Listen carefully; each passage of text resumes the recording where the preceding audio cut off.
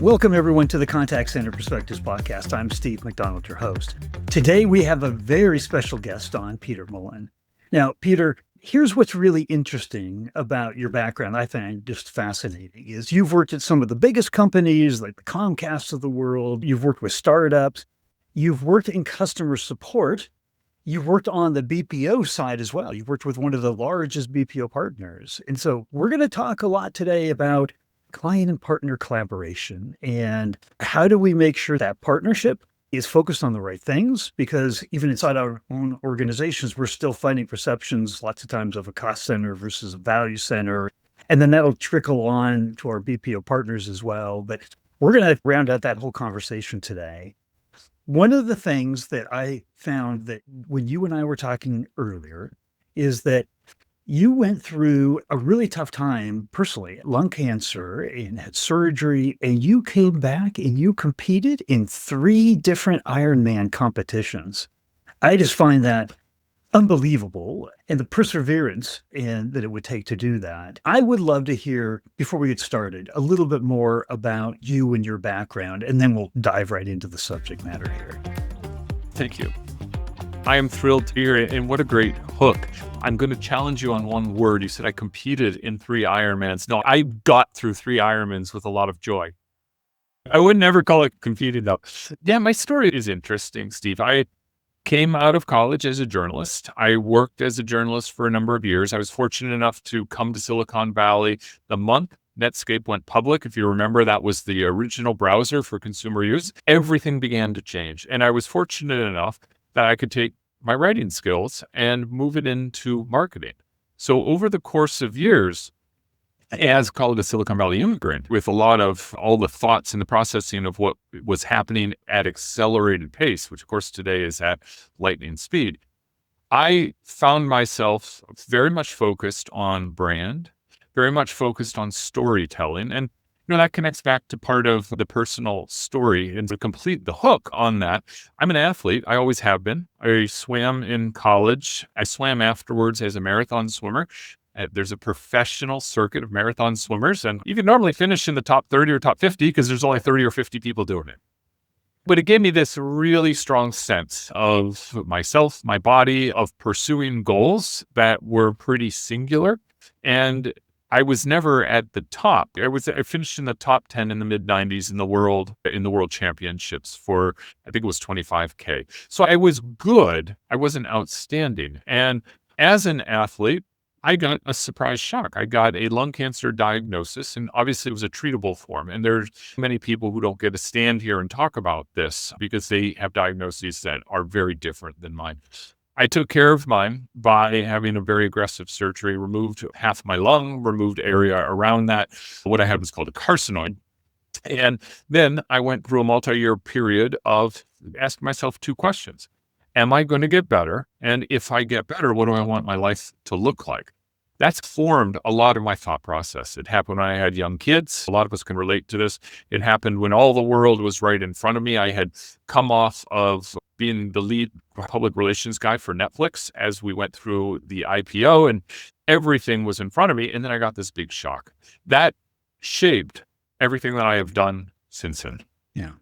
It's a story that just is inspiring. Thank you. But I want to move on to a different story today and put 2 stats out on the table that I think just frame our conversation, because the conversation is going to be a lot about CX. And CX is, as customer support, CX, we have the most conversations with anyone in the organization. We're in tune with the needs of the customers to the nth degree, but we're still looked upon as a support center a lot. And you talked a lot about this, right? Where we don't necessarily always have that seat at the table. But this, to me, grounds the importance of it. There was a study that came out just over a year ago, and it said that there are $3.7 trillion in play today because of poor customer support. Now, it says 2 things, right? And I want to hear what you're going to say here, because it says, 1, I better not have my dollars in play, right? I need to have CX all about practical retention of business. But boy, what a great opportunity on the table to have really great customer service and conquest new business, right? A new business driver. For sure. That 3.7 trillion against a $10 trillion market, depending on how you measure it, but many of the larger consulting firms will use 10 trillion as what's at stake in CX, customer experience globally. That puts us at 37%. And now we can wiggle room. We can talk about what the numbers all mean in specifics, but let's just say this is a massive moment in time with all the disruption that is happening. As you pointed out, I have been somewhat uniquely on both sides of the desk, on all sides of the desk, as someone out of Silicon Valley who made a career marketing innovative ideas. What would always happen is that we had to put a premium on then getting the customer to understand those ideas and to use the products or the services in the best way possible. Think about the Netflix concept 25 years ago. Right. How the hell did you convince somebody to get a DVD in the mail that didn't break? It worked. They could send it back. There were no late fees. And then how the heck did you convert that over into digital delivery inside your entertainment room when at the time you were still getting botchy YouTube videos because the pipes, the infrastructure is not built out as much? That is just one example of what all of us in Silicon Valley do. We put new ideas into the world. They're innovative. They change the way people think. Then they change the way people behave. Then they change the expectations of what's going to happen next. So right now, there's so many different places that we can go on this concept of 3 trillion. But what it means is with all the disruptions that are taking place, there is a lot up for grabs. Companies are going to have the opportunity to take advantage of this. They're going to be able to seize the day, so to speak, by putting in the investment in the right place. But ultimately, before you get to any of the tactics or even the strategies and how you do that, there needs to be this overall understanding that over the next 5 years, 10 years, CX, customer experience, and all the great things is going to be one of the primary drivers of businesses' success, and moving from that vision that you and I both want so badly, that it moves from a cost center perspective into an investment center perspective. That's what's at stake here with money and with everything else. There's a backup to that. There's a study by McKinsey that was done a couple of years ago, and they looked at over 400 companies, B2C and B2B companies, very profitable companies, huge return on shareholder value. And they found out that the number one differentiator across the board is CX. That's today in the largest, most profitable growing companies. So it just puts a massive exclamation point on the fact that we got to not look at this as an afterthought. We have to look at this as a primary business driver. We have to think about it as a part of the go-to-market strategy that we haven't before, right? It is very fair to say for most B2C businesses in the world today, the only remaining human touch point between your end customer and you is a customer service agent. Somebody who may be onshore, nearshore, or offshore. What are you doing, businesses, CEOs, board of directors? What are you doing to make sure that interactions, whether it's 20 seconds or 25 minutes, has delight, has satisfaction on the back end? Because to your point, if it's a bad outcome, more and more we're having personalization, we're having other opportunities. You give me a bad outcome when I'm trying to find my luggage. It takes me and costs me nothing to trade airlines the next time I fly. And that's with everything. Did you have a story? I thought you usually flew one airline and then you switched because of the customer experience. Isn't that right? Yeah, that's a really good memory because I know we were chatting about that. So I ended up jumping on an airline because I was traveling from the Bay Area to the East Coast every several weeks. And I picked an airline that gave me the greatest Wi-Fi coverage. I could get Wi-Fi before the plane took off. I could get it after it landed, and it was free. Well, I love that. I bragged about that at dinner parties. Ultimate for CX guys, right? Have somebody talking about it at a dinner party where wine is flowing. And then lo and behold, over the following couple years, the Wi-Fi service degraded to the point where I left the airline because I could no longer count on it. That's something 10 years ago we would have never thought of. And this is the point of this story. We would have never considered that Wi-Fi needed to be bulletproof from the beginning to the end of a journey. Now it's built in. We expect that every single time or we're going to move on. that is a perfect example of your dollars were part of that $3.7 trillion that were up for play because of poor customer experience. Absolutely. At the last company I was at, we provided a conversational AI solution for contact centers. One of these phone systems that would say, "Hello, Steve, I recognize you by your phone number. How can I help you today?" And this needs to happen every hour of every day for solutions like this. You need to be counting the seconds of delay. You need to, with AI, with generative AI, now moving into predictive AI, when we're moving from automation, which is what we've had for the last couple of years, into true orchestration. Every second counts. Every engagement counts. And we're going to talk about this in a second, I know, but that flawless experience, which was such a surprise and delight a couple years ago, is now baseline expectations. Yeah. Yeah. So if we could move into the world of what's the practical advice? You spend a lot of time on both sides of the fence thinking about this in terms of retention in the business and growth in the business, right? Because everything we do, bottom line, we are for-profit organizations, right? So the best way to do that is to serve the customer, right? How do we connect this? That's one of the biggest disconnects, right? Is that it isn't connected to retention and growth. So like, how do you practically think about that in terms of making that the synapses connect there? You know, I'm a big believer in structured revenue architecture for understanding how business life cycles, how customer client life cycle experiences extend, and how they extend with joy and delight. I even use the word craveability, an unusual word in customer experience. But when you have it, it's magic. Nike has had craveability for many years, despite some recent stumbles. We need to do a couple things with revenue architecture modeling of businesses. Probably in the last 4 or 5 years, growth at all costs has vanished. It happened during COVID. Most of us did not understand that. Like many things, like a recession, you don't know things have changed until you're able to look backwards. But what has happened is that business cycles have changed. We're now in a cycle more where the disruption is causing a lot of different changes in any business, B2B, B2C, B2B2C. And if we're not appreciating that, we're doing what comes naturally. We're putting more emphasis on new logo acquisition. And you see this everywhere. And I'm inside a lot of companies right now. There is a natural tendency for the CEO, the board, and everyone else to say, "Oh, wow, numbers aren't what they should be. Let's hammer the new logo guys even harder. Run faster, everybody. Lift more." Instead, what we need to be thinking about, particularly in this business cycle right now, I believe, is focusing on the overall lifetime value and lifetime journey that they're taking. And what that looks like, Steve, and I'm going to cite Winning by Design, a group that I'm affiliated with, in how they think about all this modeling. You take the traditional funnel, which starts with a big circle and moves on down. We all know what that. You turn it on its side, 90 degrees. And that becomes one half of a bow tie model. The middle of the bow tie is the knot. That's where a customer new logo is acquired. But then, and here's where I think the magic really is, you have another funnel that's attached to that knot. This one expands bigger and bigger on the other side. And this is what it looks like when you get a new client or customer.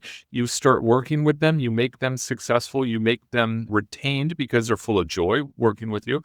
And then you ultimately expand that relationship. The model works whether you're dealing B2B with multi-$100 million deals, or you're thinking about an individual customer somewhere in the world that is depending on you for a simple solution. Focus on solving it for that person.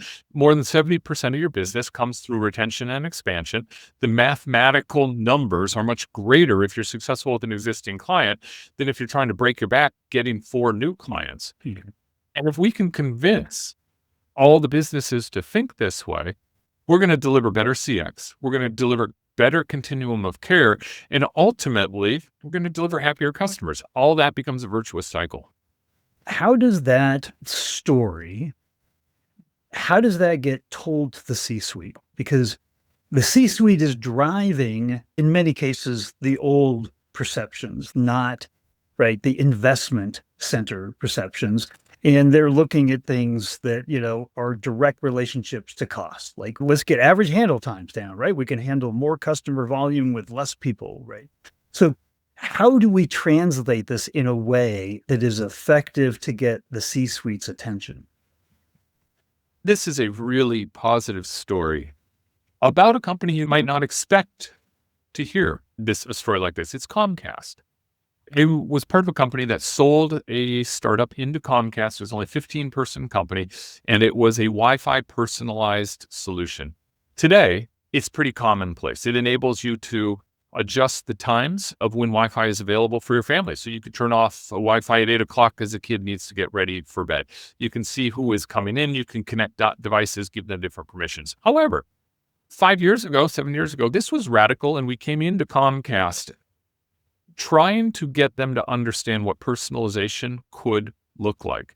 This coincided with a massive moment for that company to say, we have been at the bottom of customer service for nearly a decade. Perennially, you would have the new reports come out. There was Comcast right there at the bottom next to your favorite utility company. Comcast said two things. They did two things that were just amazing. They said, this matters more than anything else. We have got to change the perception of what this company is. And to their credit, hundreds of millions of dollars later, every single person from the day they started at the company was thinking about how to delight the customer. You could not go into a boardroom in Comcast in their headquarters in Philadelphia without seeing that there was one seat covered in white that said customer on it. And you were not allowed to sit there because every meeting needed to have spiritually a customer in the room listening and giving feedback. It was a really neat idea, and it worked. And now you take that concept of a 15-person startup coming into Comcast and delivering personalization at a scale the company had never seen before.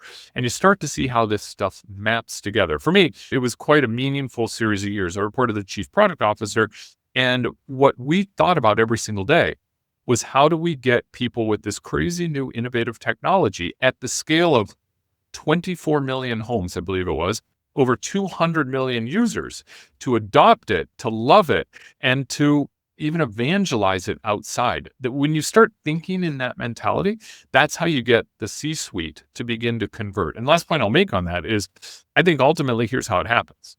Brass tacks. I believe in the next decade, many of the Fortune 500 companies are going to be reporting in their earnings, their customer satisfaction numbers, as one of their leading indicators of what the forecast for future revenue will look like. That's how important it is. When that happens, you are now connecting the board, the CEO, Wall Street, the CFO, all the way back to the SVP of customer success. And that's when the flywheel begins to turn in the right way. Wow. I couldn't agree more with you. It would have to be a leading indicator of earnings if it's a leading indicator of differentiation in the marketplace. Makes perfect sense. It also, there was a gentleman that came on the podcast a little while ago, and he said, I lead my team by designing future press releases. And he said, what do we want 5 years from now or 2 years from now? What do we want the press release to say that we're doing today? Because he said, then we knew where our North Star was and we could work back. So you said things like, how do we get them to not only adopt, but evangelize? Maybe that press release was, we have an 80% adoption rate and 50% evangelist. Whatever that would be, it sets the tone for what we have to do so that we can break it down and get it done. And as soon as we break it down, then it's understandable, then it's trackable, then it's reportable, then it's something that the C-suite could understand, and all the teams as well. It's a great technique, and it's been around particularly in Silicon Valley for decades. Now, this concept of manifest your North Star, using a Gen Z. And Google is very famous for this. Amazon is very famous for this. Other top tech firms. And picture this. You write your press release and you envision yourself, you manifest yourself, standing in front of a crowd of 200 people at Googleplex. And you're saying, I'm so excited to be here today because, and there you go. It really works, Steve, because in that concept, that is so much often more powerful than having regular fireside chats with your CEO by video, or having a small group meetups. All of this is absolutely critical for success in a contact center. Everybody does this, knows this. You have evangelism from the CEO. You have business unit or department level meetings. You bring it down to small groups or stand-ups, so you get into one-on-ones. It's a really effective process. But against that, this concept of having a press release, of having you see what's happening that you can almost post against your little cubicle. Nowadays, it's oftentimes a second bedroom because there's so much remote where it matters, because these are the things everybody can resonate with and understand. And it's so much different than saying we need to save X amount of dollars or we need to earn Y amount of dollars. And talk about the vision, talk about the story first, and then everything else gets filled in. So I think you've done a good job about talking about what do we need to do internally? How do we get the C-suite involved? How do we get an action plan started, right? Now, we started out with, you've got roles in the past on both sides of the fence, right? So now you're a BPO partner. How do you work into that environment? And how, as you're in the Comcast of the world, how do you involve your BPO? What's the BPO role in success in this action plan? Yeah, it ties a lot of the things that we have been discussing all together. So I did run global marketing for about 2.5 years with VXI Global Solutions. It's one of the top 10 largest contact center organizations in the world. They do a wonderful job across the world. And they did it right. And the best BPOs do it right. And you don't have to be the largest.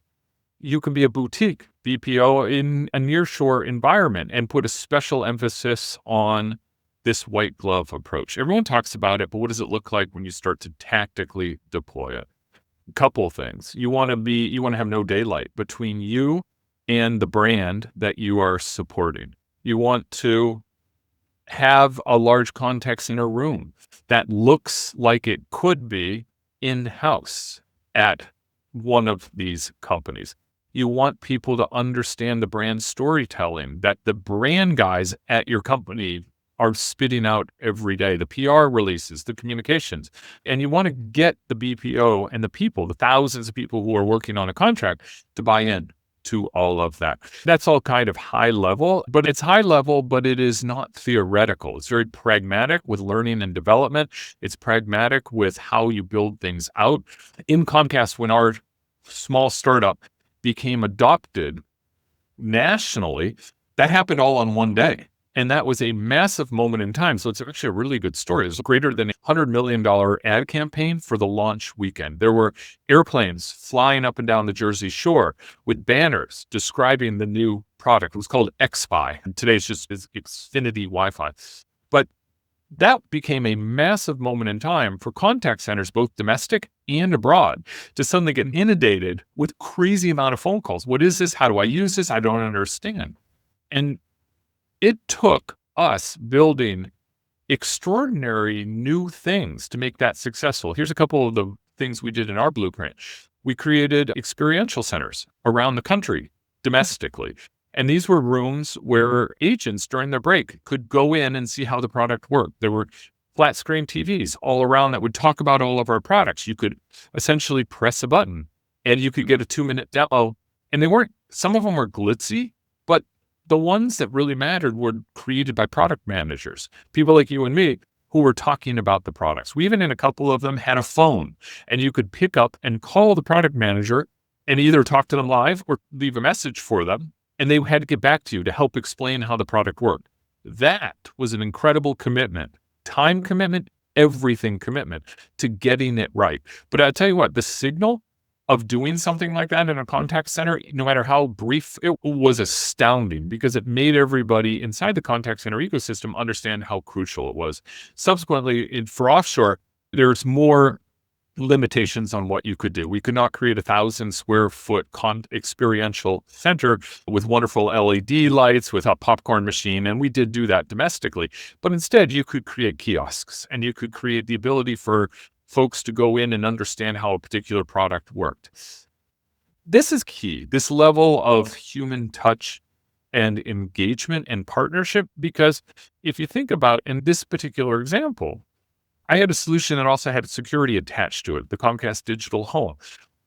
In nearshore and offshore environments, most of the humans who are working to solve customer service issues did not have the same infrastructure in their own homes. A person answering your question about security might not have a home security system, may have never seen a home security system. So how do you get all of that, call it empathy, call it practical learning and development, into their brain so it becomes second nature? That's how we start thinking about all these things. The idea of taking customer experience, but creating experiences for the agents, it's brilliant. In a way to train, communicate, adopt, have them excited, have it become a part of the DNA of now what they're doing. I love that. I have two questions for you. It's actually one question that branches out, and you have a unique opportunity here to say, what is your message? What's the single takeaway that you want organizations with customer support departments? What do you want them to know? And then secondly, to the BPO partners that serve them, what's the one most important thing you want them to know? God, it's such a big question. So many people are thinking and trying to solve. The first is the macro world that we're in is driving personalization faster than most people recognize, even when they are in this space thinking about it every day. I came out of a traditional conversational AI company providing very elegant, artistic solutions to some of the best brands in the world. Conversational AI requires PhD level linguistic experts to build out communication trees. Almost overnight, that model became outdated, and generative/predictive AI can now use small silos of information and can give that back to a user in unique ways. And we're still solving how good that is, and there are still hallucinations. But one of the things that needs to be understood is that in many cases, the first time there's a hallucination is the only time there is that specific hallucination. About a year ago, there was a lot of kerfuffle over Google recommended rocks on a pizza as part of a topping. And I think it even dinged Google's stock price for a day. But guess what? That's never happened again. That is now gone. There's bigger issues, deeper issues, right? Of implicit bias, demographic or racial bias or gender bias with some of the tools that are out there. But you don't hear about that the way you did a year ago. And I'm using that only as an example to say the speed at which things are changing, our brains programmatically cannot process it. In order to manage this, you have to leap ahead a year and then go to the extreme, as far as I'm concerned, and play what if. Now, this is just imperative for thinking about the customer experience. They're inside the contact center world. Robotic process automation, RPA, was such a big deal about 10 years ago. Then COVID slowed it down. Unfortunately, some really good companies stumbled because investment shrunk. But now that automation has already moved to next evolution, which is orchestration. Instead of managing a couple tasks, let's manage the entire experience. A year ago, Steve, I could go to CX events in Vegas or anywhere else. People were so proud of the agent supporting tools that they had. And they would say, look, we can tell when the customer is starting to get testy, and we can provide 3 or 4 sentence concepts that the agent can use to try to diffuse the situation and get it back on track. And those are really clever. Hey, select B, say it, and it brings the agent in a human in the loop capacity back to the forefront of the equation. Already, those things are dated. Again, just another example about how fast this stuff is moving. But when you bundle all that up, you say, what does it all mean 5, 10 years from now? It's personalization. You're going to have a different experience on that airline that I'm going to have. You're going to care more about one part of your shoelaces. I'm going to care more about the soles of my shoe, and on it goes. You're going to want someone to talk to you. It's sweet nothings on the phone or on chat, more likely. I'm going to want them to get right to the facts and just get me the answer. This is what personalization all means. Move. If you're the business, You've got to move that way. The top BPO in the world is Teleperformance by size, I think maybe by revenue as well. And they've announced in 2025 that they're investing over $100 million in AI partnerships. They're not trying to build everything themselves, but they're bringing in what the future is going to look like. That's going to create a separation between that particular company and many of the others. How do we all catch up? And then you jump over to the other side of the desk where you're a business trying to evaluate a CX BPO provider. I'm thinking about what's the integrity of your infrastructure? What's your people team look like? Which I know does not come up typically as one of the first three things, but my experience of DXI and other places taught me that the number one driver of success is often those amazing people teams who are building the evangelism internally and building the enthusiasm, finding the best candidates. And then finally, as we move forward, the human becomes more crucial for the complex problem-solving skills and what they can offer somebody, because the automation of AI, which now becomes orchestration of AI, is going to be solving many of your problems and my problems. Gartner estimates that, what is it? I believe it's Gartner as well as Capgemini this year, both having about the same number of saying 80% of routine requests are now being answered by AI. So if you think about that, it does mean that there's a smaller workforce of humans ultimately that need to help this out. But when you are talking to that human, it means that something has accelerated. So what are you doing as a BPO to make sure that human is equipped to be incredibly successful to keep you and I from getting ticked off? I think we need a series of podcasts. Yes, I know there's so much more we could go into, and there's going to be so many questions. Peter, if I were to give out a link to your LinkedIn profile, would that be appropriate so people could reach out and ask questions?